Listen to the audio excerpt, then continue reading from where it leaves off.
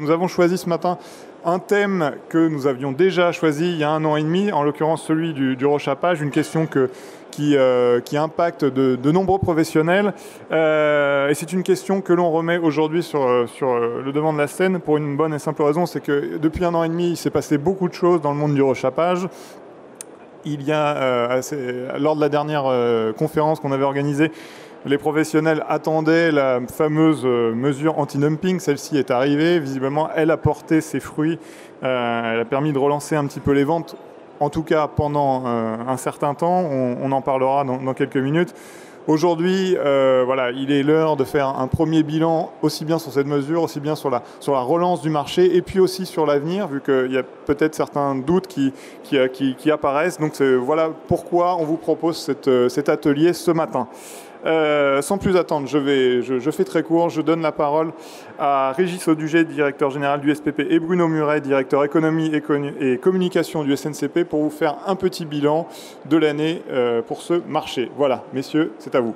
Bonjour à tous. Vous avez tout de suite ce que nous allons faire avec Régis, vous présenter quelques éléments chiffrés concernant ce marché du rechapage, les tendances 2019, un tout petit regard par rapport à ce qui s'est passé au cours des 3-4 dernières années, et puis également une petite synthèse de toutes les actions en cours, donc tout ce qui va impacter le secteur pneumatique rechapable, rechappé au cours des prochains mois.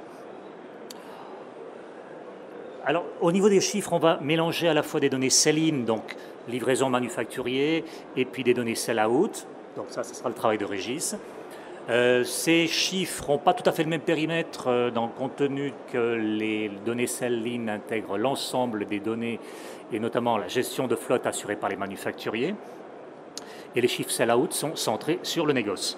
Donc, petite précision méthodologique. Taille du marché, évolution du marché sur une période relativement longue, 2005-2019. Dernier chiffre, en cumul 12 mois glissants à fin octobre de cette année. Un marché d'environ 770 000 unités, enveloppes rechappées.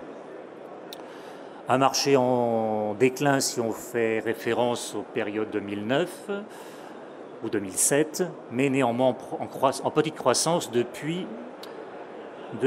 3 ans.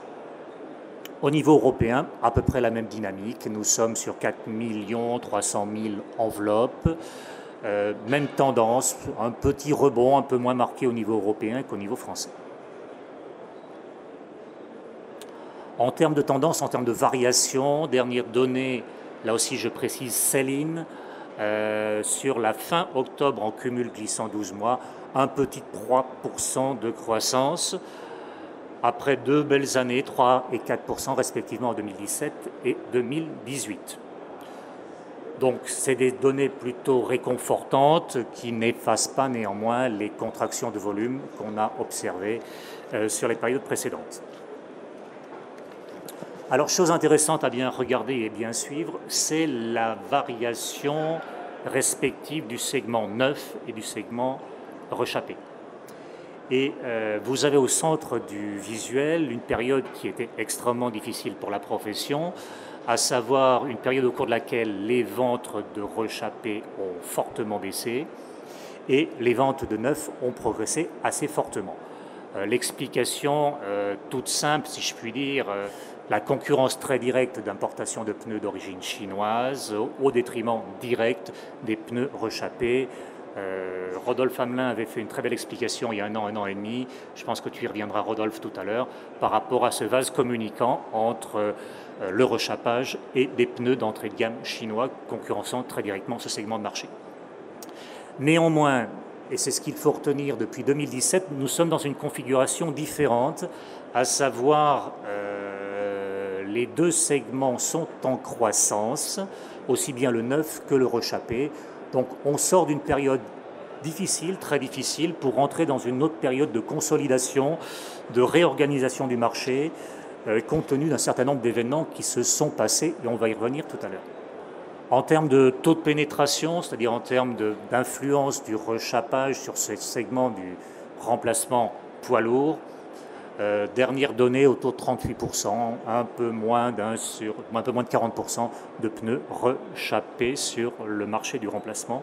Je parle de chiffres français, Au niveau européen, les chiffres sont un peu moins élevés. Voilà très rapidement quelques éléments. Céline, je passe tout de suite la parole à Régis.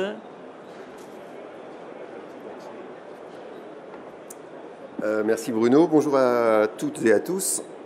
Donc effectivement on continue sur la partie sell-out. Donc le sell-out c'est effectivement ce qui sort des centres des distributeurs et pour l'utilisation par les utilisateurs finaux. Donc le premier slide pour vous montrer en fait que le marché du transport et la vente de pneus, que ce soit du pneu neuf ou du pneu rechappé, est plutôt stable depuis 2012 et même un peu avant d'ailleurs, et que même si on a eu un petit trou d'air entre 2016 et 2017, le marché s'est plutôt bien comporté en 2018. Donc là on est sur du neuf et sur du rechappé. Ensuite, on peut comparer effectivement les évolutions entre neuf et rechappé. Donc là, c'est de la base 100, c'est-à-dire qu'on est parti en 2012 d'un 100 pour arriver en 2018 sur un 133, c'est-à-dire plus 33,9% sur les ventes de pneus neufs. Et à l'inverse, une baisse de moins 30 et quelques pourcents sur le réchappé. Donc là, on voit bien, un petit peu comme sur le graphique de Bruno, c'est exactement la même idée, qu'à partir de 2012, les destins du neuf et du réchappé ne vont pas exactement dans le même sens. Au niveau de la répartition entre neuf et rechappé, on a effectivement un démarrage en 2012 aux alentours de 50-50. On vendait globalement un pneu rechappé pour un pneu neuf. Et en 2018, on est plutôt sur une proportion de 2 sur 3. Donc là aussi, un destin pas forcément commun entre neuf et rechappé. Au niveau des prix moyens, donc ça c'est le prix moyen à l'utilisateur final. Alors ce n'est qu'un prix moyen, hein, c'est-à-dire que ça ne tient pas compte évidemment des différents segments et des différents types de pneumatiques. On voit bien qu'effectivement il y a eu un effet prix assez important à partir de 2014, où là le prix du neuf, enfin même d'ailleurs depuis 2012, le prix du neuf a vraiment chuté et le rechappé a suivi, quoi. C'est-à-dire qu'effectivement il fallait bien rester à peu près dans les marchés, mais avec globalement toujours un écart entre le neuf qui continuait de baisser et le rechappé qui lui suivait. Et puis dernier point à noter, c'est qu'effectivement à partir de 2016, on a une stagnation, on va dire, de la baisse, et donc avec une légère remontée sur 2018.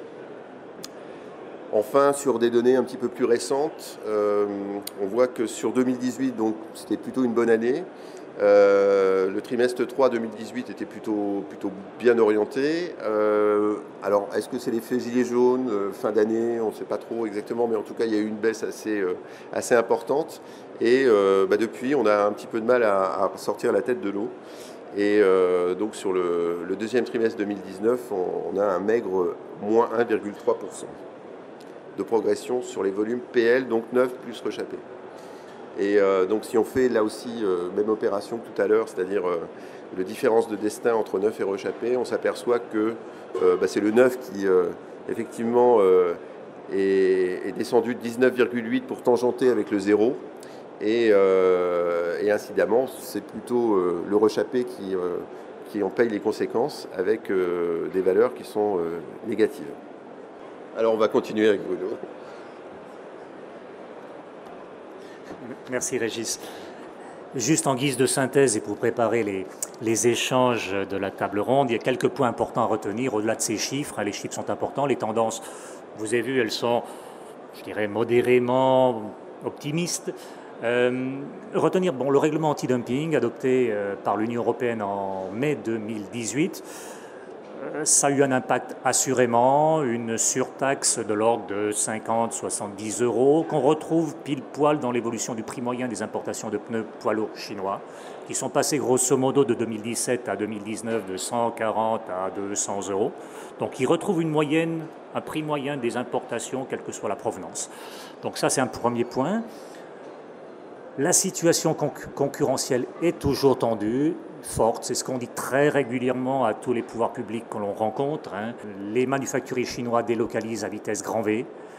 Vietnam, Thaïlande, Pakistan, dernière annonce qui doit remonter à hier, construction d'une méga-usine au Pakistan, projet en Azerbaïdjan, en Serbie. Donc on contourne, les acteurs chinois, on le savait depuis l'adoption de ce règlement anti-dumping, mais la réactivité des manufacturiers chinois est toujours très importante, à tel point que la Thaïlande est devenue en 2018 le 5e pays transformateur de caoutchouc au niveau mondial. Il y a les forces intrinsèques thaïlandaises, mais il y a également beaucoup de ces implantations des manufacturiers chinois. Troisième point, nous avons signé il y a maintenant 2 ans et demi un engagement pour la croissance verte. C'est une zone de dialogue avec toutes les directions générales de nos ministères, écologie, économie, qui nous ont permis d'avancer sur un certain nombre de points. Je pense aux règles de mixage qu'on a reprécisées, c'était en mars de cette année, simplifiées également au profit de tous les acteurs de la filière, et notamment les gens qui font du dépannage. Il y a les opérations de contrôle et de surveillance du marché en cours, par rapport au règlement étiquetage. Ça, c'est une grosse opération en cours qu'on a enfin réussi à obtenir dans le cadre de cet engagement pour la croissance verte. Je ne vous cacherai pas également qu'on dialogue beaucoup avec les pouvoirs publics et notamment le cabinet de Brune Poirson et les députés dans le cadre du projet de loi économie circulaire. C'est la première fois que la France adopte un texte en la matière, économie circulaire, ça tombe bien, le Rechapage est vraiment pionnier en matière d'économie circulaire. Donc nous sommes en train de travailler sur un amendement avec les pouvoirs publics. Nous en saurons plus d'ici quelques semaines. Cet amendement a été adopté en première lecture au Sénat. Il sera examiné par les députés incessamment, c'est-à-dire d'ici la fin de l'année. Vous dire également que la profession est finalement, et nous en sommes témoins avec Régis, relativement groupés, que ce soit au niveau des manufacturiers, des rechapeurs, des distributeurs et des éco-organismes, pour porter un message finalement très proche de défense d'un modèle premium rechapable. Ça, c'est un point positif également. Et puis, pour terminer, on lance officiellement aujourd'hui, le communiqué de presse a dû être routé ce matin, une plateforme, c'est-à-dire un site internet dédié au rechapage. Alors pourquoi un site internet dédié au rechapage?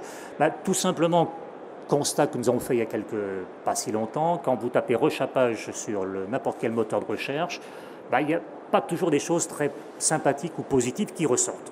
Donc on a besoin de promouvoir, de continuer à travailler en la matière pour affirmer haut et fort nos engagements, nos couleurs, tout l'intérêt du rechapage en matière économique, écologique, sécurité. Donc ce site dédié sur les transporteurs routiers est destiné à faire passer un certain nombre de messages. C'est également une boîte à outils dans laquelle ils vont retrouver un simulateur qu'on avait présenté il y a déjà quelques mois, permettant de comparer tout l'intérêt économique et environnemental d'une offre premium rechapable avec une offre de pneumatiques monovie, c'est-à-dire non rechapables. Donc ce site s'appelle www.rechapage.fr, tout simplement. Un certain nombre d'informations disponibles. Je vous dis, l'objectif, c'est de disposer d'une boîte à outils et cette logique promotionnelle de mettre en avant et de valoriser, au-delà de tout ce que font les manufacturiers, cette technologie du rechapage. Et ce site se veut bien entendu une synthèse de tout ce qui est fait sur le terrain, tant côté manufacturier que distributeur. Donc je vous invite à découvrir très rapidement ce site et puis également je vous invite à tous les acteurs de cette filière de mettre des liens sur vos propres sites pour pouvoir diriger, aiguiller les gens qui souhaitent en savoir plus sur ce site de la profession, ce site officiel SNCP SPP. Merci beaucoup. Merci pour cette présentation. On va poursuivre les débats en appelant nos 4 intervenants sur scène. En l'occurrence, j'appelle Camille Philippot, responsable marketing poids lourd France de chez Michelin, Stéphane Billot, chef de marché produits industriels d'Allo Pneus, Rodolphe Hamelin, directeur des produits industriels de Bridgestone, et Pascal Audebert, directeur général de Profil Plus. On vient de voir le bilan que nous a fait le SNCP et le SPP. On voit bien que depuis 1 an et demi, la situation sur le marché du rechapage s'est améliorée. Il y a quelques petits doutes qui subsistent, on va en parler sur l'avenir tout récent. Camille, je vous donne la parole pour commencer. Vous, chez Michelin, quel bilan vous faites de ce marché depuis précisément 1 an et demi et les mesures prises par Bruxelles? Bonjour à tous. Donc, le point de vue de Michelin sur ce marché, comme Bruno et Régis l'ont présenté, il est globalement en stabilisation. Nous, on y croit dans le marché du rechapage, pour tout un tas de valeurs autour de l'économie circulaire qu'on porte depuis des dizaines d'années. L'année 2019 a quand même été marquée par des mouvements tarifaires, par des évolutions sur les tarifs des pneumatiques neufs sur le premier semestre, qui expliquent en bonne partie le fait que la fin d'année sera différente. Les revendeurs, les transporteurs ont stocké plus de pneumatiques neufs en début d'année, ce qui fausse, on pense, un petit peu la vision du marché. D'où les 2 premiers trimestres négatifs présentés par le SPP, d'après vous? Pour nous, en partie. Et le deuxième point, c'est que la saisonnalité très forte du rechapage est sur la fin d'année. Il y a des rééquipements liés aux pneumatiques hiver notamment, et au fait qu'en fin d'année, avec la pluie, les transporteurs ont besoin d'avoir des pneumatiques plus hauts en gomme. Et donc, en tirant le trait à la fin d'année, nous, on est plutôt optimiste sur une stabilisation de ce marché-là. Donc, on voit le verre à moitié plein. Rodolphe, je vais vous donner la parole et le micro. Est-ce que chez Bridgestone, on partage ce point de vue? Oui, on partage le point de vue sur l'intérêt du modèle complètement. Le constat, peut-être un tout petit peu différent si on regarde, je dirais avec du recul, sur les 10 dernières années. On a quand même un recul du rechapage. Donc il ne faut pas non plus, je pense qu'il faut regarder la vérité. Loin des niveaux d'avant. Qui reste très loin des niveaux d'avant. Et si on fait une analyse, et je pense que je voulais partager quelques chiffres au niveau européen, globalement le rechapage a perdu 1,4 million pneus de 2010 à 2017. Et les Chinois ont augmenté de 2,5 millions en parallèle. Donc il y a quand même cet effet un petit peu de corrélation auquel Bruno a fait référence. Maintenant, est-ce que la législation anti-dumping a aidé? Clairement oui. On voit l'an dernier que les pneumatiques chinois ont baissé d'1,3 million au niveau européen, et le rechapage n'a gagné que 150 000. Donc on a perdu, on a eu un effet peut-être de rattrapage cette année. Ce qu'on voit aujourd'hui, c'est que c'est principalement le tiers 2 et le tiers 3 sur le segment du neuf qui a bénéficié finalement de la croissance. Donc je pense qu'il faut, effectivement, il y a des signes encourageants. En même temps, il y a des aspects sur lesquels il faut travailler. Je pense qu'il y a l'aspect du prix qui reste effectivement toujours... il faut toujours avoir ça en tête, puisque le rechapage est de plus en plus en concurrence avec des modèles assez peu chers, que ça vienne d'Asie, mais aussi que ça vienne, je pense, de nos propres manufacturiers en tier 2 et tier 3. Et ensuite, il y a d'autres éléments comme la qualité, la facilité pour le client. Mais voilà, il y a quand même un vrai sujet sur lequel on doit travailler. Est-ce que cette mesure anti-dumping, on le voit bien, elle a stoppé l'hémorragie d'un point de vue commercial au niveau des ventes? Est-ce que par contre au niveau de la confiance, de l'intérêt du marché, aujourd'hui ça a permis de relancer ce segment, ou on en est encore à faire de la pédagogie, un travail de présentation? Écoutez, je pense que oui. À nouveau, les chiffres montrent une recroissance du rechapage. Maintenant, à nouveau, ça reste quand même limité. Donc on est sur des taux de croissance de 2-3%. On est encore loin finalement des taux d'il y a 7-8 ans. Donc clairement, l'éducation et personnellement, je pense la vision de Bridgestone sur le sujet, c'est qu'on a aussi besoin, je pense, d'un support, notamment peut-être de la Commission européenne ou de l'État français, pour aller pousser cette solution de recyclage que l'on a dans le poids lourd. Parce que finalement, uniquement travailler sur le coût, ça va être compliqué. Donc il faut aussi qu'on ait une vraie incitation, parce que ce n'est pas uniquement un travail sur le prix, mais si on a une vraie démarche écologique avec ce produit, on a une vraie solution dans l'industrie. Et pour ça, je pense qu'on a aussi besoin de se faire aider par des incentives peut-être publics qui mettent beaucoup plus en valeur cet effort que le transporteur va faire pour participer à cet effort. On va parler dans quelques minutes de tout l'aspect client et de ce qu'il faut faire pour bien aller le capter, le conquérir, le convaincre. Juste, on va parler de vos stratégies respectives. Vous représentez 4 groupes. Et le dernier en date, voilà, vous êtes chacun placé sur cette question avec vos propres atouts. Pascal Audebert, on va commencer par vous. Je ne vous ai pas posé la question de l'évolution du rechapage chez Profil Plus, parce que je sais que vous vous appuyez depuis très longtemps sur un socle très fidèle de clients, donc l'évolution, bon, on pourra en parler, mais voilà, c'est pas le sujet principal. Par contre, le sujet principal, expliquez-nous ce que représente déjà ce marché chez vous en termes de volume, de marché, et puis aussi votre stratégie avec le produit Multivie. Bien, bonjour, merci. Alors je pense qu'il ne faut pas se tromper de débat, en tout cas pour nous, hein, puisque c'est la position de Profil Plus, mais je pense que c'est globalement la position de beaucoup de négociants. C'est plus que stratégique, si c'est possible, c'est crucial. Il y a un moment, il ne faut pas avoir peur des adjectifs. Le modèle Multivie, en fait, dont le rechapage fait partie, mais c'est qu'une partie, si on n'est pas capable de véritablement le promouvoir et le mettre en avant, c'est la pérennité de notre entreprise qui sera prise en défaut. Donc je veux dire, c'est stratégique, mais on n'a pas le choix. Et alors, moi, je ne me pose pas la question de savoir aujourd'hui, est-ce qu'il faut ou pas y aller. On doit y aller. Et on a une chance assez incroyable. Alors, il ne faut pas faire que de l'entre-soi, parce qu'on est plusieurs à être concernés. Mais toutes les parties prenantes, non seulement, bien sûr, elles sont concernées, c'est pour ça que c'est les parties prenantes, mais c'est valorisant, c'est du gagnant-gagnant, et c'est pas édulcoré, c'est vrai. C'est rare de pouvoir dire c'est du gagnant-gagnant pour tout le monde. Alors, sur l'écologie, on va sans doute revenir dessus. Pour moi, ce n'est pas la tarte à la crème, ni un effet de mode, je reviens là-dessus.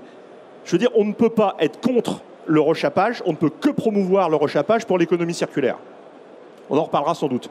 Sur les transporteurs, je veux dire, on est à Solutrans, on doit s'adresser à nos clients qui sont les transporteurs. Là, ça sera redit, je pense qu'on est tous d'accord là-dessus. Le transporteur, il doit regarder le coût de possession. S'il regarde le coût de possession, le modèle Multivie, il est bon. Il est bon. Parce que quand même, l'objectif, c'est que chacun gagne sa vie, quoi. Si nous, les négociants, on ne gagne pas notre vie, ça ne va pas durer longtemps, le système. Le service sera plus bon, on va proposer des produits de plus en plus bas de gamme. Enfin, tout le système s'arrête. Donc, pour les transporteurs, ça nous permet, nous, de leur apporter du service, mais surtout, parce que c'est quand même essentiel, c'est bon pour leur porte-monnaie. Il faut leur dire. Je pense que pour mes collègues dans ce combat, je dirais que sont les manufacturiers, qui sont aussi nos partenaires, ils en parleront mieux que moi, mais l'avantage du rechapage, c'est que ça met en avant des produits de qualité. Donc si vous mettez des produits de qualité, vous mettez en avant votre recherche et votre développement. Si vous mettez votre recherche et votre développement, vous créez de la valeur. Donc je trouve que là aussi, c'est vertueux. Voilà. Et pour nous, parce qu'à la limite, vous dites, on pourrait me dire, vous êtes gentil, vous parlez des autres.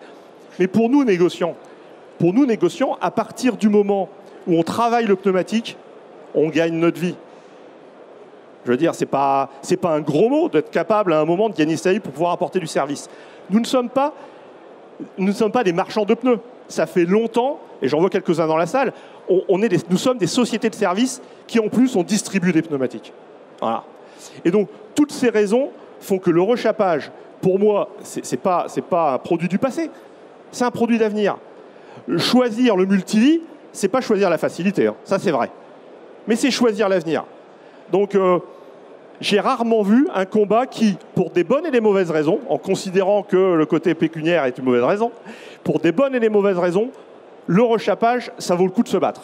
Et si on n'est pas capable, tous ensemble, de réussir sur ce combat, on aura du mal à retrouver un autre point sur lequel toute la filière est en phase. Pascal, il y a un élément que vous avez souvent évoqué là, dans votre propos, c'est la notion de service. La notion de service, elle est fondamentale dans le rechapage parce que, pardon, derrière le pneu en lui-même, le pneu rechapé, il y a aussi tout ce qui va l'accompagner. Et ça, c'est le travail de vos équipes notamment. Alors, je vois encore aussi des confrères qui pourraient tenir les mêmes propos. La gestion de flotte, parce que c'est un élément central. Alors ça, pour le coup, c'est un peu la tarte à la crème. La gestion de flotte, vous allez voir sur tous les salons, sur tous les stands, on va vous parler de gestion de flotte. Bon, ça fait 20 ans qu'on fait de la gestion de flotte, on n'est pas encore arrivé au bout, et il y a encore du boulot, c'est sûr. N'empêche que, quand on parle de gestion de flotte, c'est pas seulement des choses que l'on présente sur un stand, c'est pas seulement quelqu'un qui vient vous en parler, il faut avoir dans vos équipes des femmes et des hommes qu'ils soient formés. Il faut que vous soyez capable d'investir. Il faut que vous ayez des partenaires qui vous accompagnent. C'est tout ça qui fait qu'à un moment, vous êtes capable de faire de la gestion de flotte. Mais de toute façon, quand on parle de TCO, quand on parle de modèle multivie, c'est de la gestion de flotte, en fait. Parce que c'est quand même un peu complexe, quoi. Et pourquoi, parfois, certains transporteurs nous perdent ou on les perd en cours de route? C'est parce qu'ils ont tendance à dire c'est un peu compliqué ton histoire. Elle est où ma carcasse, etc. Donc, tout ça, c'est de la gestion de flotte. Et tous les beaux outils, les beaux logiciels que vous voyez sur nos stands, à un moment, il faut les mettre en œuvre, mais ça passe par les bonhommes. Et Pascal, ce que vous nous aviez expliqué il y a 1 an et demi lors du dernier atelier qu'on avait fait sur ce sujet-là, c'est que finalement, quand on perd cette notion de service, perd de vue de cette notion de service, on n'a plus qu'un seul argument, c'est le prix. Et finalement, c'est trop peu pour se battre face à vos concurrents exotiques de ce point de vue-là. Ouais, alors je vais essayer de faire court sur ça. Naturellement, tout le monde connaît, et ça arrive dans d'autres marchés, etc. Moi, je dis, on est dans une société libérale, hein, donc il y a de la concurrence, il faut vivre avec. Il faut vérifier que, il y a quand même des règles qui soient respectées. Mais moi, je n'irai pas sur ce sujet. Oui, il y a des gens qui proposent des produits moins chers. Souvent, ça veut dire quelque chose. Au-delà même du prix, c'est tout ce qui va autour. C'est-à-dire qu'à un moment, si les prix sont trop dégradés, il y a des choses que vous ne pouvez plus faire. Et là, il y aurait aussi beaucoup à dire. Je vais aller plutôt que de tout expliquer, regardez le fait rien que de réparer un pneumatique. C'est quand même basique de réparer un pneumatique, surtout au poids lourd. À quel moment vous arrêtez de réparer un pneumatique et vous le balancez? C'est pour dire que ça va jusque-là, quoi. Parce qu'on parle de oui, alors il faut permuter, oui, il faut recreuser, oui, tout ça. Tout ça est vrai. Mais il y a un moment, il faut que la valeur du produit, et là j'ai quand même des gens qui essayent de produire des produits de qualité, cette valeur du produit, il faut qu'elle soit suffisante pour qu'on en prenne soin, quoi. Et en fait, notre métier, quand on parle même de gestion de flotte, pour revenir dessus, c'est des jolis mots, mais ça veut juste dire prendre soin des pneumatiques. Donc prendre soin d'un produit de qualité, il est donc à un certain prix, pour l'amener jusqu'au bout. Bon, ça, on pourrait encore en discuter longuement, mais la notion de prix, à un moment, elle a ses limites. C'est possible, hein. Bien sûr que c'est possible, mais vous dégradez l'ensemble. Et je ne vais pas redire tout ce que j'ai dit avant. Je vais donner la parole à Stéphane Billot, qu'on n'a pas encore entendu ce matin. Stéphane, avec Allo Pneus, vous êtes un petit peu l'acteur inattendu de ce marché. Vous lancez tout récemment, là, ces derniers jours, une offre rechapée. Expliquez-nous déjà ce qui a motivé ce choix dans votre groupe. Bonjour à tous, merci. Allo Pneus, déjà depuis quelques années, travaille sur la création de valeur. Aujourd'hui, des sites internet qui vendent du pneu, il y en a tous les jours qui se créent. Allo Pneus a été le premier et largement leader sur ce segment-là. Sur la partie poids lourd, il a été évident quand on a pris contact avec nos clients que le rechapage avait son mot à dire. On a l'avantage avec notre portefeuille client qui est à peu près de 6000 clients sur le marché français, des clients réguliers. Les clients nous ont dit, premièrement, je veux de la simplicité. Je rejoins ce que dit Pascal. Aujourd'hui, c'est trop compliqué. Je ne sais pas où sont mes carcasses. Je ne sais plus quand ça revient. Je ne sais pas combien ça va me coûter. Aujourd'hui, on a une vraie agilité chez Allo Pneus pour créer une solution pour donner de la visibilité, de la traçabilité et de la valorisation. Le deuxième sujet, c'est que, et là je vais aller un petit peu à l'envers de Pascal, c'est qu'il y a plein de clients que vous avez oubliés, les manufacturiers, les gros réseaux. Nous, nos clients à 95% ont moins de 10 camions et ils disent, moi je vois plus personne. Et si je vois plus personne, je peux plus rechapper. Et si je googleise, si je vais, merci Bruno d'avoir créé le site. Si je googleise, je ne trouve aucune solution sur Internet. Je tombe sur des sites manufacturiers, mais qui vont me donner leur version. Je vais tomber sur le site du syndicat, qui va me donner de la réglementation. Mais la chaîne complète qui me dit combien de temps ça va me prendre, qu'est-ce que ça va me coûter, de quoi j'ai besoin sur mon parc, il n'y a pas de solution aujourd'hui. Donc on travaille aujourd'hui sur cette solution-là pour redonner de la visibilité aux petites flottes, aux 20% de camions qui sont sur des petits utilisateurs que le marché actuel a un petit peu laissé de côté, même si il y a un retour aujourd'hui, et qui viennent chez nous aujourd'hui pour leur donner de l'explication, de la traçabilité, et nous, de notre côté, créer de la valeur par rapport aux autres sites qui vont et qui viennent sur notre activité. C'est vraiment le cœur de la démarche d'Allo Pneus aujourd'hui. Pour répondre à ces attentes de ces fameux clients, comment vous allez procéder? Quelle est votre stratégie en fait produit sur cette Alors question? aujourd'hui, sur l'ensemble de nos clients, on a envoyé un questionnaire à nos clients qui nous ont aimablement répondu et qui nous ont d'ailleurs de façon assez surprenante très bien répondu puisque c'est un sujet qui les intéresse. 50% de nos clients aujourd'hui nous disent « je veux faire du rechappage ». Donc déjà, ils disent bon, « chez Allopneu, on ne sait pas faire », donc ça veut dire que quelque part, ils doivent trouver par eux-mêmes une solution. Quand on leur pose la question, ils disent moi, ce que je veux d'abord, c'est alors évidemment du prix, de la valorisation et qui correspond à un coût de propriété, on est d'accord, mais aussi je veux de la simplicité. Et je veux de la qualité. Et là, nous, on embête nos partenaires manufacturiers en disant on doit communiquer sur la qualité, on doit s'engager sur la qualité. Parce qu'on revient, pour les plus anciens, dans les années 90, où on a eu tout et n'importe quoi dans le monde du rechappage, c'est resté ancré dans les esprits. Et aujourd'hui, le premier critère que nous donnent nos clients transporteurs qui n'ont pas eu d'informations entre-temps, disent moi, je suis resté sur une offre de qualité très, très, très moyenne. Donc, effectivement, un pneu chinois, pour moi, c'est plus sécurisant pour moi, pour mes chauffeurs et pour mon exploitation. Donc, il y a un vrai message autour de la qualité. Donc la démarche, en fait, elle est triple. Hein.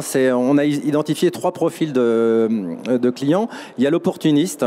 Il y a l'acheteur. L'acheteur, il est dans notre listing. Et puis, entre le Celoun et le Firestone, il va trouver une offre rechappée. Il va se dire, ah oui, pourquoi pas, un bon rapport qualité-prix, je prends. Celui-là, c'est une toute petite partie du marché, mais il faut lui donner une solution. Et là, on est plutôt sur une offre en complet. Il y a le convaincu. Alors le convaincu, c'est le pauvre monsieur au fin fond de la Lozère qui cherche à faire du rechappé, qui voit plus personne et qui va sur Google. Et là, il se dit mais comment je peux donner mes carcasses? Et donc là, c'est de se dire, on lui donne une plateforme, on lui donne sa capacité d'enregistrer sa carcasse et on vient s'occuper de tout.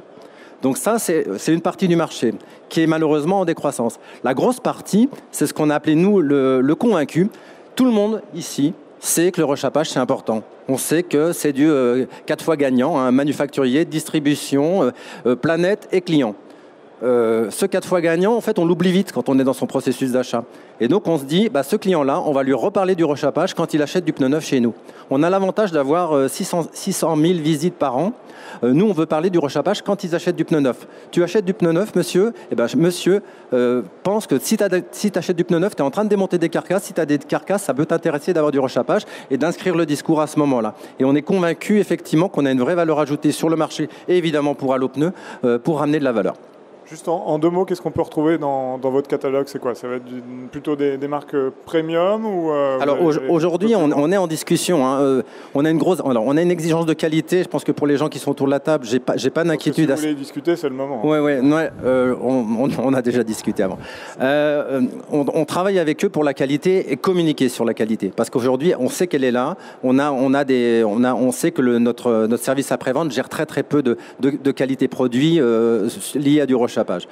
La complexité, c'est de le faire savoir, première chose. Et puis, ce qu'on veut, c'est qu'il se simplifie. Aujourd'hui, le rechappage, c'est des industriels. À chaque fois qu'on parle de transport, à chaque fois qu'on parle de mise à disposition, de délai, de traçabilité, on est avec des grands groupes qui, parfois, peuvent un peu manquer d'agilité. Donc, on doit, nous, les challenger en tant qu'agiles pour leur dire soyez agiles avec nous. Et voilà ce que nos clients nous disent. On vous le fait savoir, on partage et on travaille sur des modèles.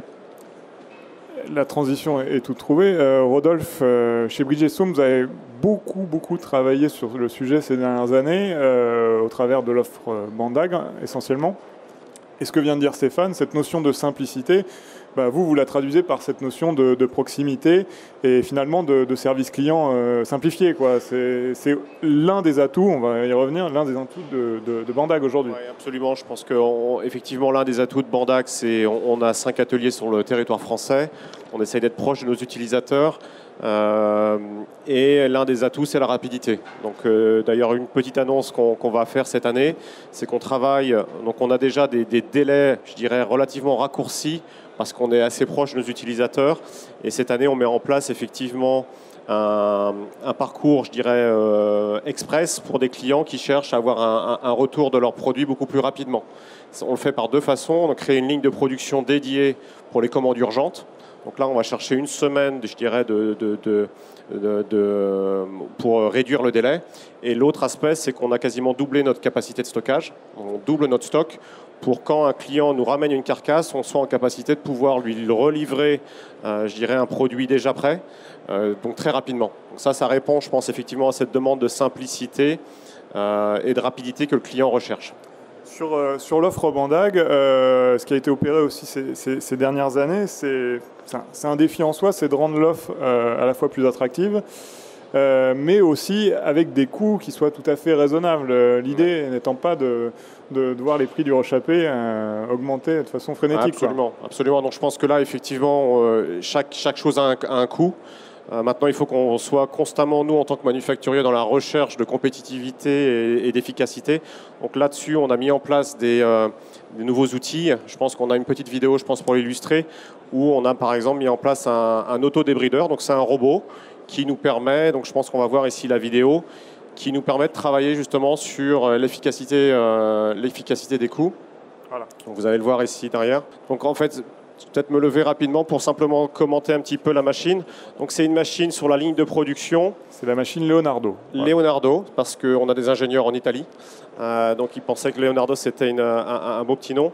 Et c'est un robot qui est issu de l'industrie automobile. Donc vous voyez le nom de la machine, c'est une machine KUKA. Et qui permet de faire des mesures automatiques de la carcasse et qui va aller sur le poste le plus difficile du rechapage, c'est le poste du débridage. Donc une fois que la carcasse est râpée, elle va aller identifier par rayon laser les différentes blessures de la carcasse et va aller automatiquement choisir l'outil le plus adapté pour faire, je dirais, la préparation de la carcasse. Donc globalement, l'avantage client ici, c'est une meilleure qualité.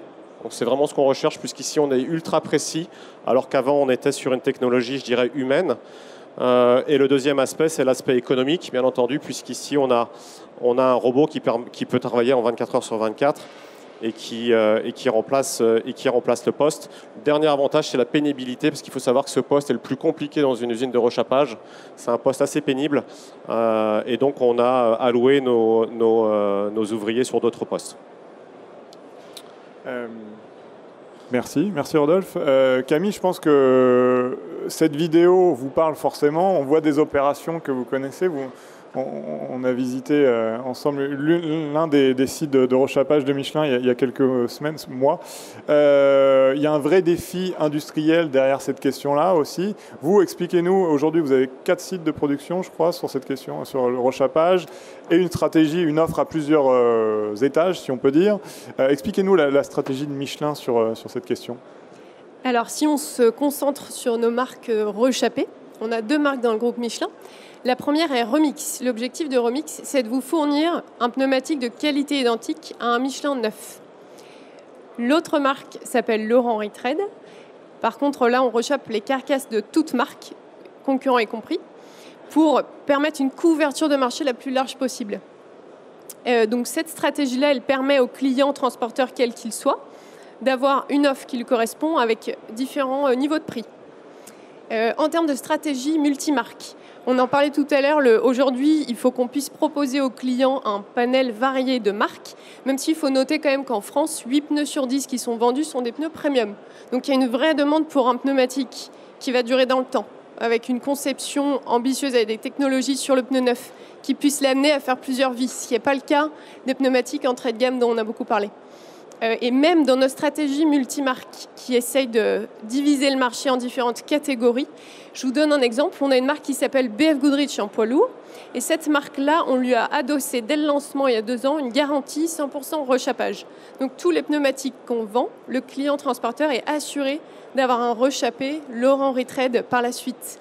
Donc en fait, on intègre le multivie dans l'ensemble de notre politique multimarque, parce que pour nous, c'est vraiment clé de le porter, et c'est pas parce que on est sur une gamme intermédiaire qu'il faut oublier le rechappage. Juste Camille, un mot, je reviens sur l'aspect industriel de la chose. Je n'avais pas prévu de vous poser de questions là-dessus, mais c'est intéressant aussi. C'est que chez Michelin, vous avez la même problématique, à savoir que le rechappage est un métier très artisanal. mais que si on veut atteindre des niveaux de rentabilité, des niveaux de performance, des niveaux de tout cohérents et de haut niveau, en fait, il faut réussir le pari de l'industrialisation de ce modèle-là, et c'est ce que vous entreprenez dans vos différentes usines, avec certaines opérations qui sont peu à peu automatisées. Enfin, c'est un vrai défi pour un groupe comme le vôtre, en fait, ça aussi. Oui, c'est un équilibre habile, subtil à gérer entre l'automatisation et le temps et les hommes. Il faut savoir que dans une usine de rechapage, une personne qui fait la première étape de vérification, celle-ci, elle peut être que visuelle, elle peut être faite que par une personne. Un vérificateur met 9 mois à être formé. Donc on est vraiment dans un secteur où l'expertise est primordiale, l'expertise humaine, autant que les automatisations qu'on peut trouver. Est-ce que cette expertise, vous arrivez au moment de la vente, est-ce que vous arrivez à la valoriser et en d'autres termes, est-ce que c'est un argument commercial vis-à-vis du client, au-delà de tout ce qu'on va aborder, à savoir le TCO, l'environnement, etc. Est-ce que ça fait partie des arguments ? Je pense, dans les arguments de vente que le groupe Michelin met en avant, il y a évidemment le TCO. On explique que le rechapage, c'est le pneu le moins cher au kilomètre. Et c'est parfois le premier argument qui fait quand même mouche auprès de nos clients. Si on parle de l'accompagnement et du conseil qui est nécessaire, je vous donnerai un chiffre. En fait, en France, on a plus de 50 techniciens conseillers rechapage. C'est une équipe qui est dédiée tous les jours chez les clients distributeurs à accompagner le choix du bon profil. Donc, pour vendre du rechapé, on pense que c'est impératif de digitaliser le modèle, d'avoir une offre de choix qui soit accessible facilement. Mais la partie conseil et l'humain est quand même capitale. Et donc nous, que ce soit les forces de vente, il y a plus de 80 personnes qui sont en charge de la vente de pneus poids lourds en France, ou ces techniciens conseillers rechapage, on est sur une belle équipe qui aide à soutenir le modèle aussi avec cette expertise. Et d'ailleurs, chez Michelin, sans doute comme ailleurs, comme chez Bouygues ou Profil Plus, vous avez en quelque sorte tiré des enseignements de la crise des dernières années. Vous avez beaucoup fait pour renforcer l'argumentaire de vos commerciaux. Ils sont mieux armés sans doute aujourd'hui qu'ils ne l'étaient il y a quelques années en fait. Oui, tout à fait. Je pense que c'est une de nos particularités. Nos équipes terrain sont reconnues pour cela. Leur bonne formation. Donc quelqu'un qui arrive chez Michelin pour vendre des pneumatiques poids lourds est formé pendant 3 mois, ce qui n'est pas le cas dans toutes les entreprises. Donc on est fiers de ça. Et la partie formation rechapage, ces dernières années, on retravaille dessus. Notamment, on sait que c'est un sujet qu'il faut rendre ludique, dynamique, parce que ça fait plus de 60 ans qu'on rechappe des pneumatiques poids lourds, mais pour autant, c'est un secteur qui a de l'avenir. Et donc, ça fait le lien avec le nouveau site internet présenté par Bruno. Nous, dans toutes nos formations, on digitalise au maximum. Plutôt que de faire des grands PowerPoint, on présente à nos équipes des vidéos de témoignages clients qui durent 1 minute 30. On leur propose des formations digitales, des e-learning pour qu'ils s'approprient le sujet et qu'ils le portent, y compris des personnes qui arrivent sur le marché de l'emploi. Finalement, Stéphane, j'allais vous poser la question de quand on est un pure player comme vous, comment on fait pour bien toucher le client sur un sujet en plus où là, il y a un effort de pédagogie qui est très important.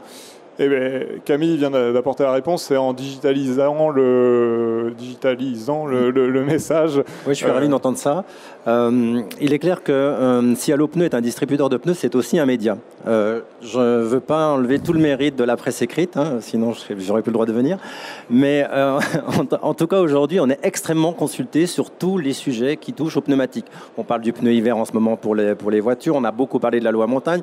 Là, on a un sujet sur le rechapage. Il y a tout un dispositif qui existe chez nous, à la fois évidemment sur le site, sur les landing pages et sur notre blog Schwingom. Donc on a tout un moyen d'information des clients qui cherchent de l'information, et puis il y a de l'information à pousser. L'avantage effectivement, c'est que notre gestion de notre base de données clients est extrêmement performante, et on arrive à extrêmement bien cibler l'information qu'on envoie par newsletter à nos contacts.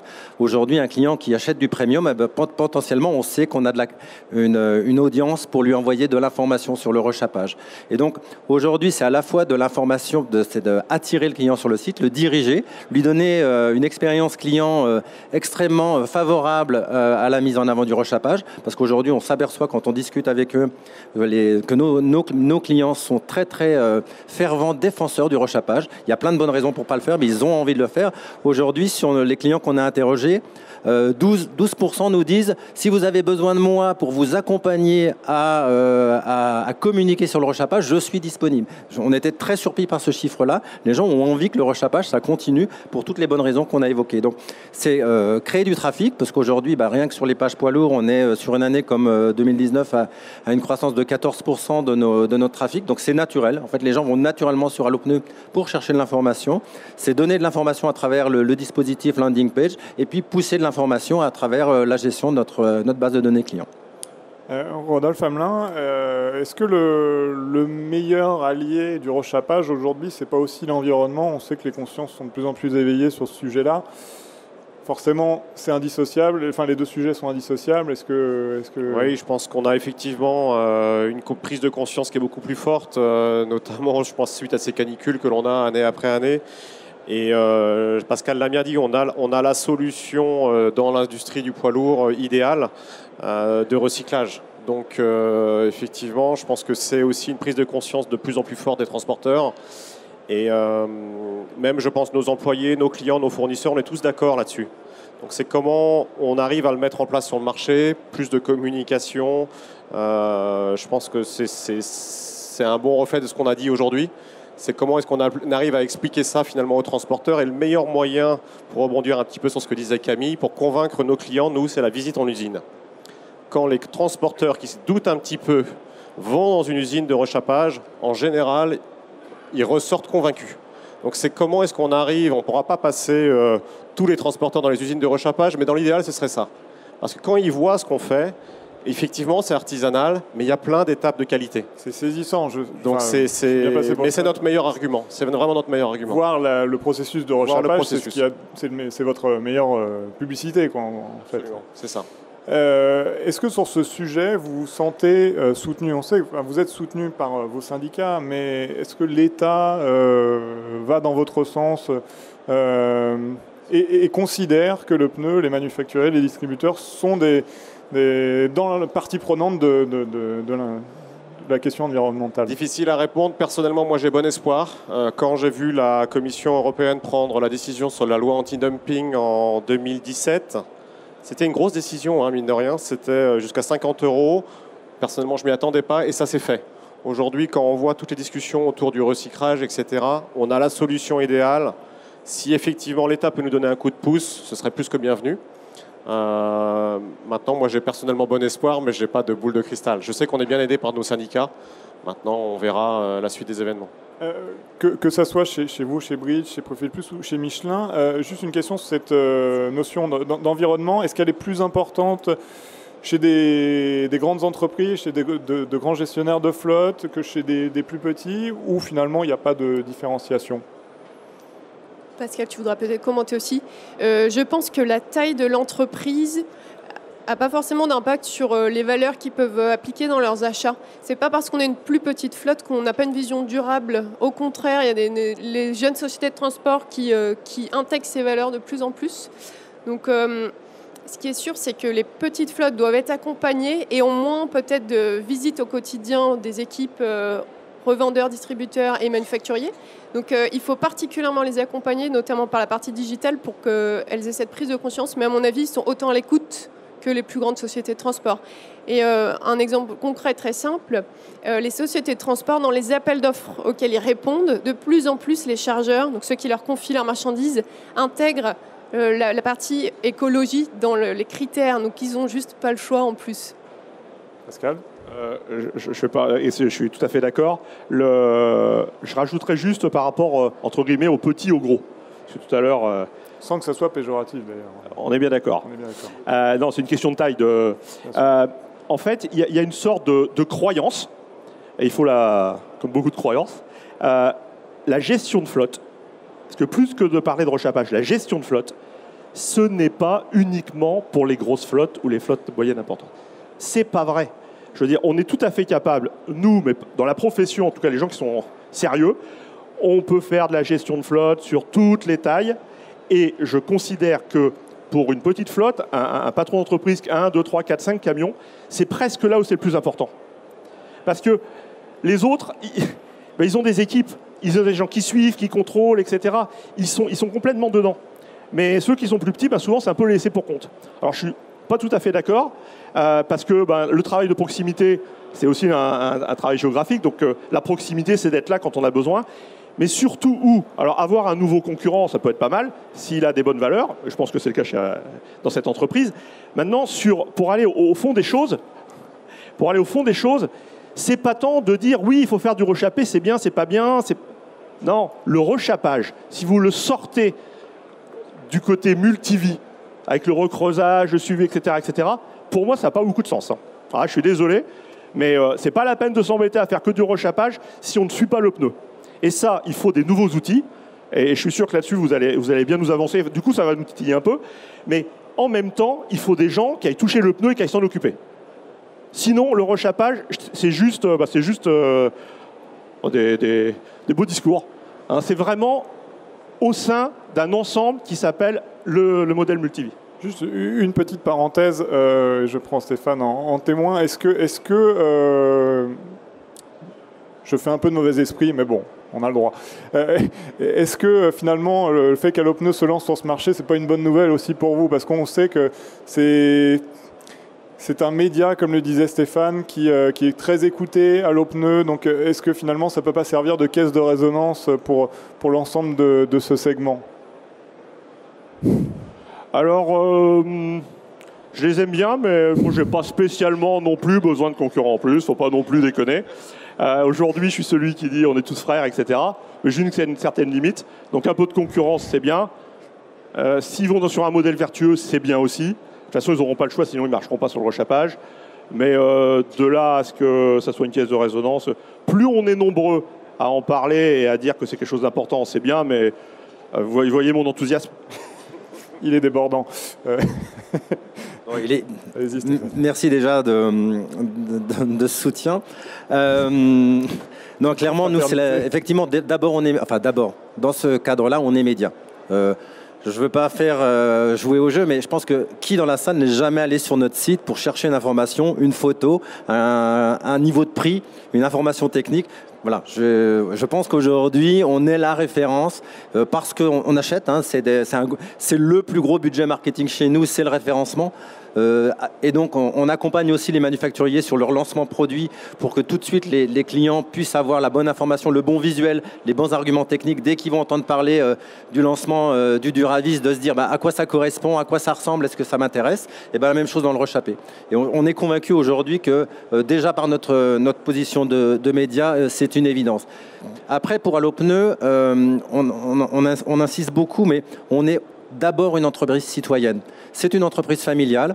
Elle est basée à Aix-en-Provence. Le dépôt est à Valence. 100% de nos collaborateurs travaillent en France. On n'a pas délocalisé notre centre d'appel, pas notre logistique, pas nos développeurs. Tout le monde est en interne. Donc c'est vraiment une valeur forte pour l'entreprise, mais aussi dans son mode de fonctionnement, dans la création du site de Valence. C'est du 100%... c'est du full LED au niveau de l'éclairage. Enfin, il y a vraiment une volonté de la famille Blaise de supporter l'environnement. On relance le rechappage tourisme. Voilà, j'aimerais bien savoir si la distribution traditionnelle est encore sur le secteur du rechappage tourisme et de donner de la visibilité au rechappage tourisme, camionnette 4x4. Donc effectivement, pour nous, ça avait du sens d'intégrer le rechappage parce que finalement, et ça tu l'as dit Pascal, finalement, on est quand même une entreprise et on a envie de gagner de l'argent et on s'aperçoit qu'avec le rechappage, tout le monde gagne de l'argent. Le client, le distributeur, le manufacturier, et puis au bout du bout, la planète.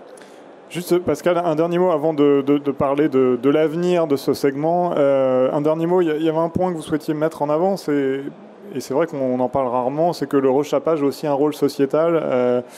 Expliquez-nous pourquoi. Donc je reprends ma banderole, on est tous frères. Non, plus sérieusement, en fait, ça a échappé à personne qu'on a quelques réalités qui sont liées. Il y a une première réalité qu'on a tous, c'est de trouver de la main-d'œuvre, de trouver des compagnons, des collaborateurs qui ont envie de venir travailler dans le pneumatique. Et ça a échappé à personne non plus, que si on demande à des enfants ce qu'ils veulent faire quand ils seront plus grands, il n'y en a pas beaucoup qui vous disent « je vais être monteur ou vendeur de pneus ». Hein. Si on faisait un sondage, là, il y aurait beaucoup de présidents et de pompiers, mais pas beaucoup de monteurs et vendeurs de pneus. Donc, une fois qu'on a dit ça, on n'a pas fait grand-chose. N'empêche que, alors, j'ai un peu loin, mais dès qu'on parle, tout ce qu'on vient de dire, au-delà des valeurs maintenant, en plus, tous les côtés, les aspects vertueux, mais dès qu'on parle de gestion de flotte, en fait, on va avoir besoin de personnel que l'on va former, parce qu'ils vont devoir être qualifiés pour ça, parce qu'on n'envoie pas comme ça quelqu'un chez un client, c'est des mois de formation. Donc on va avoir besoin d'avoir des gens qui sont formés. On va investir et on va leur donner du matériel relativement cher et même du matériel technologique. Maintenant, ils ont des pads, etc. Ils utilisent des logiciels. On leur donne de la responsabilité, parce qu'ils vont chez un client avec du matériel pour faire attention à du matériel qui potentiellement peuvent poser des problèmes de sécurité, etc. Enfin, il y a une vraie relation humaine même. Et tout ça, ça donne... Alors, c'est un mot à la mode, mais pas seulement, ça donne du sens, en fait. Et je trouve que ça, c'est une première réalité dans la partie sociétale. Eh ben, ça contribue, notre démarche, à tous, et donc le rechapage, ça contribue à donner du sens à ce métier. Et c'était plutôt pas mal. J'ai une expression, aujourd'hui, un technicien poids lourd, c'est le smartphone dans une main et le levier dans l'autre. Ben, moi, j'aime bien ce pont, c'est plutôt pas mal. On a une deuxième réalité, je vais encore un peu plus loin, c'est que c'est un métier de proximité. Alors, quel que soit le vecteur qu'on utilise, il y a un moment, des gens qui se déplacent, qui vont chez les clients, et c'est dans les zones périurbaines, dans les zones rurales aussi. Et il y a une vraie notion de proximité. Or, les gens, il y en a qui cherchent du boulot, il y en a. Et ceux qui cherchent du boulot, ils cherchent du boulot près de chez eux. Alors, on peut en discuter, n'empêche que c'est une réalité aussi. Et ben, dans notre métier de gestion de parc et donc de rechapage, eh ben, on propose des jobs qui sont à proximité de là où les gens habitent. Et je trouve que c'est pas quelque chose qu'on va pouvoir... on est obligé de décentraliser. On ne peut pas faire de centralisation, on ne va pas faire tout à Paris, ni à Lyon, ni à Marseille. Donc ça, c'est une deuxième réalité qui est intéressante d'un point de vue sociétal. Mais il y en a pour moi une troisième, je pourrais en trouver sans doute d'autres, mais il y en a une troisième. Alors c'est un peu plus macro et c'est un peu cocorico, c'est vrai.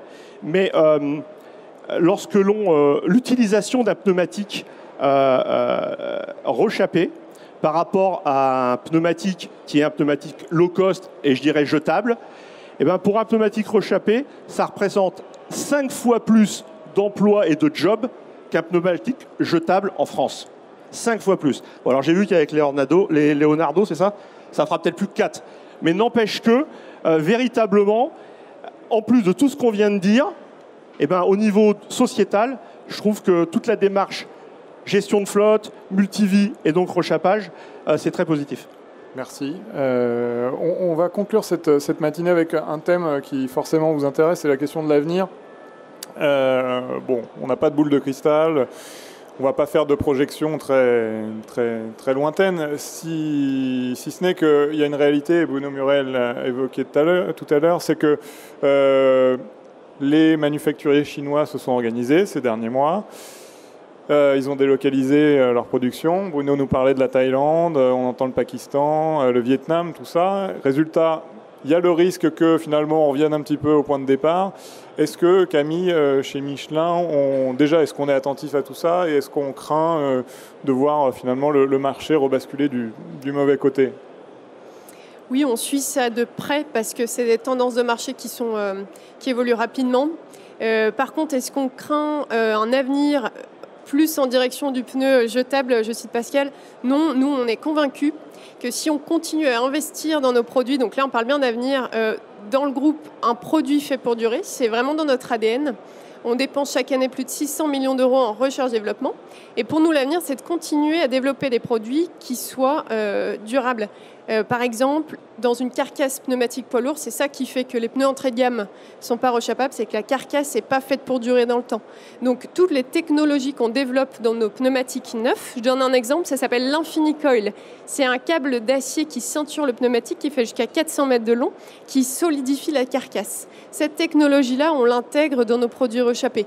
Donc, on pense que ça vaut le coup de continuer à investir pour stabiliser le modèle comme c'est le cas maintenant et on espère le faire repartir à la hausse. C'est la technologie qui soutiendra peut-être vos ventes, le marché dans un futur plus ou moins proche. Et ça peut être tentant pour un industriel de dire le rechappé, on investit moins parce que c'est un marché dans lequel on ne croit pas. Si on regarde tous ces chiffres, nous, on ne partage pas ce point de vue-là. Bien sûr. Rodolphe, votre avis sur cette question? C'est très partagé, je pense, avec notre confrère. Dans l'ADN du groupe Bridgestone, on a une citation du fondateur qui disait « Une société qui ne recherche que le profit n'est pas une société durable ». Donc aujourd'hui, on a une vraie démarche sur tout ce qui est, je dirais, durabilité au sens large. Donc la semaine dernière, j'étais au centre de recherche chez nos ingénieurs en Italie, où ils nous montraient à quel point ils travaillaient sur la réduction des ressources, donc d'avoir moins de matières premières, de mieux utiliser les produits qui sont déchets dans l'usine pour les remettre dans l'entrée de l'usine, mettre beaucoup plus de produits naturels à la place de produits synthétiques et travailler sur des solutions sur les pneumatiques fin de vie. Donc ça passe évidemment sur la partie poids lourd, sur la partie rechappage et aussi la partie recyclage. Comment est-ce que ces pneumatiques fin de vie, on peut les réutiliser dans la chaîne de production? Donc on est beaucoup, je pense également, dans notre développement sur des produits qui vont avoir des longévités beaucoup plus fortes. D'accord, donc ça veut dire que potentiellement, ça veut dire qu'on vendra moins de pneumatiques parce qu'on va avoir des produits qui vont faire beaucoup plus de kilomètres. Maintenant, je pense qu'on est dans une société où on va de plus en plus vendre des pneumatiques au kilomètre. Donc ce n'est pas forcément un problème. On aura sans doute peut-être moins de pneumatiques sur la route. Et finalement, c'est pas grave. Parce que finalement, on va avoir des solutions pour les rechapper, pour les réparer. Toutes des technologies qui vont faire que, et c'est ce que nous disait notre PDG, c'est finalement ce qui est bon pour la société, c'est bon pour le business. Parce que ce qu'on va faire pour la société avec toutes ces technologies où on va chercher vraiment à optimiser, eh ben, ça va nous faire développer des produits toujours plus performants et ça va nous permettre de nous différencier. On vendra peut-être moins de pneus, mais finalement, je pense qu'on va trouver quand même des modèles qui vont faire qu'on va quand même garder notre chiffre d'affaires. Avec toujours plus de services, finalement. Avec toujours plus de services, toujours plus de sécurité. Donc c'est vers ça, je pense que le groupe se développe également. Stéphane, en un mot, si on s'en tient aux chiffres récents, on peut se dire, mais pourquoi Allopneu se lance sur ce marché vu la tendance moyennement positive ou modérément optimiste, a dit Bruno.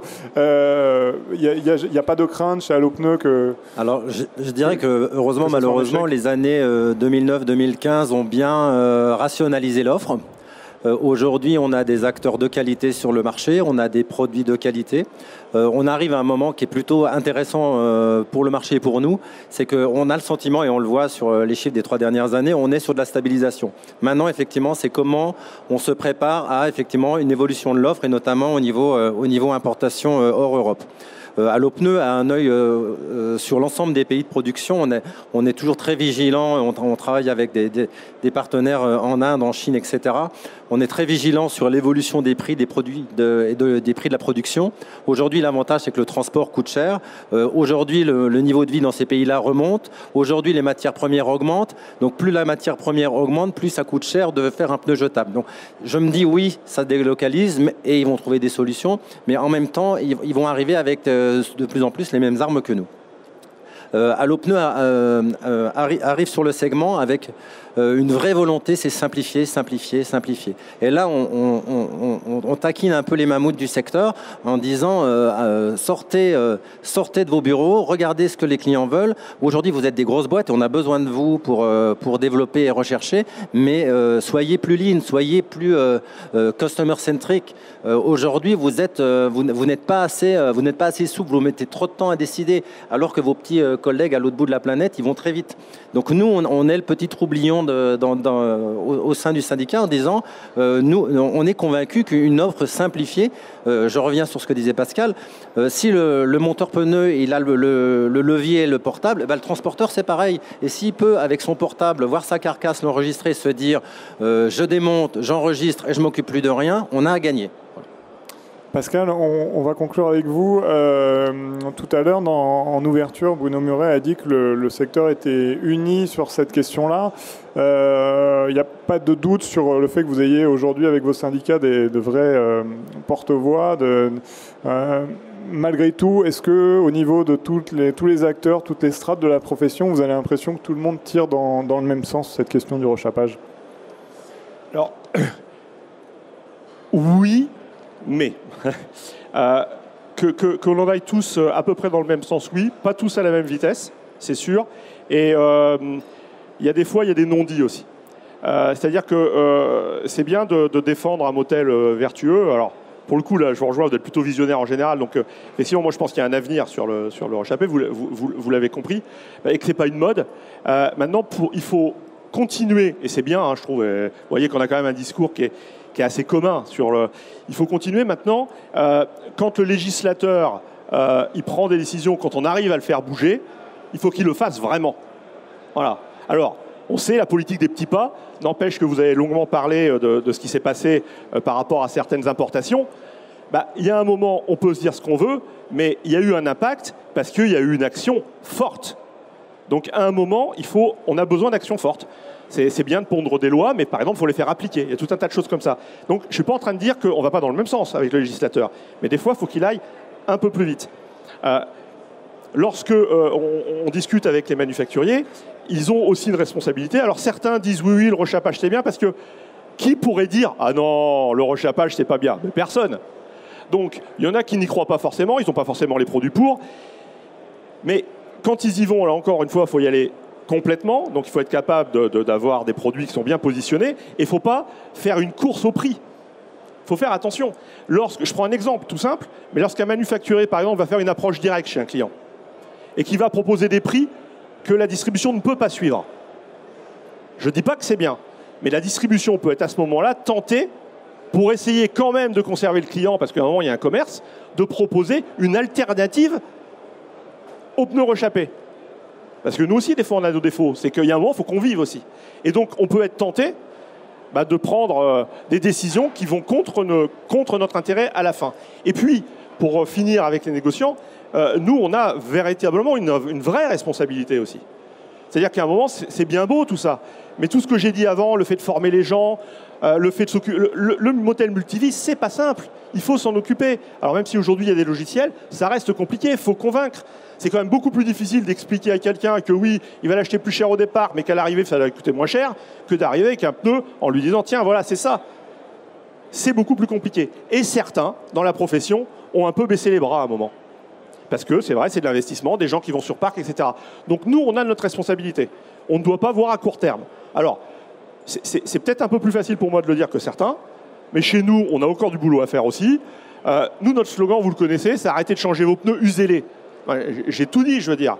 Lorsque l'on sait quand même qu'il n'y a pas très longtemps, il y a une loi qui a été pondue pour interdire les pailles en plastique. On est d'accord? Alors ne me dites pas que c'est pas bien, c'est une bonne chose s'il y en a des milliards. Une paille, ça fait 13 grammes. Un pneumatique qu'on jette, c'est 50 kilos.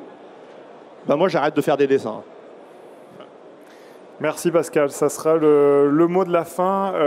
Cette conférence touche à sa fin. Je voulais vous remercier d'y avoir assisté, je voulais remercier nos intervenants d'y avoir contribué. Je voulais aussi remercier les équipes du Journal de l'Automobile et de Comexposium d'avoir permis à cette matinée de voir le jour. N'oubliez pas, je vous donne rendez-vous ici demain à 14h, je crois, pour l'atelier du journal du poids lourd, animé par Mohamed Arajal, qui parlera de maintenance prédictive. Voilà, je vous souhaite une agréable journée et un très bon salon. Merci beaucoup.